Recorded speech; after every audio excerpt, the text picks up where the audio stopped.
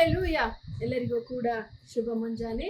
ಈ ದಿನದ ದೇವರ ವಾಕ್ಯವನ್ನ ನೋಡೋಣ ಪ್ರಿಯರೇ. ಕೀರ್ತನೆ 97ನೇ ಅಧ್ಯಾಯದ 10ನೇ ವಾಕ್ಯ. ಯೆಹೋವನನ್ನು ಪ್ರೀತಿಸುವವರೇ, ಕೆಟ್ಟತನವನ್ನು ಹಗೆ ಮಾಡಿರಿ. ಆತನು ತನ್ನ ಭಕ್ತರ ಪ್ರಾಣಗಳನ್ನು ಕಾಯುವವನಾಗಿ ದುಷ್ಟರ ಕೈಯೊಳಗಿಂದ ಅವರನ್ನು ಬಿಡಿಸುವೆನು. ಹೌದು ಪ್ರಿಯರೇ, ದೇವರನ್ನ ಯೇಸು ಕ್ರಿಸ್ತನನ್ನ ಪ್ರೀತಿಸುವಂತಹ ನಾವೆಲ್ಲರೂ ಕೂಡ ಕೆಟ್ಟದ್ದನ್ನ ಹಾಗೆ ಮಾಡಬೇಕೆಂಬುದಾಗಿ ದೇವರು ಹೇಳ್ತಿದ್ದಾರೆ. ಯಾವ ಕಾರ್ಯಗಳು ಕೆಟ್ಟದ್ದು ಎಂಬುದಾಗಿ ನೀವು ಕೇಳಬಹುದು.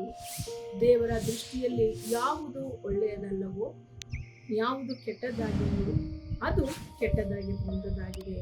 ನಮ್ಮ ಮನಸ್ಥಿತಿಗೆ ಎಲ್ಲವೂ ಕೂಡ ತಿಳಿಯುವಂಥದ್ದಾಗಿದೆ.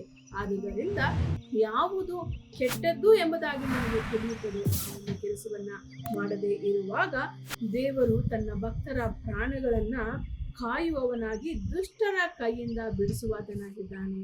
ಹೌದು ಪ್ರಿಯರೇ, ದೇವರಲ್ಲಿ ನಾವು ದೇವರನ್ನ ಪ್ರೀತಿಸುವಾಗ, ದುಷ್ಟ ಕಾರ್ಯಗಳನ್ನ, ಕೆಟ್ಟ ಕಾರ್ಯಗಳನ್ನ ಹಾಗೆ ಮಾಡುವಾಗ ದೇವರು ನಮ್ಮೊಟ್ಟಿಗೆ ಇದ್ದವನಾಗಿ ಬಿಡಿಸಿ ಕಾಯ್ದು ಕಾಪಾಡಿ ನಡೆಸುವಾತನಾಗಿದ್ದಾನೆ.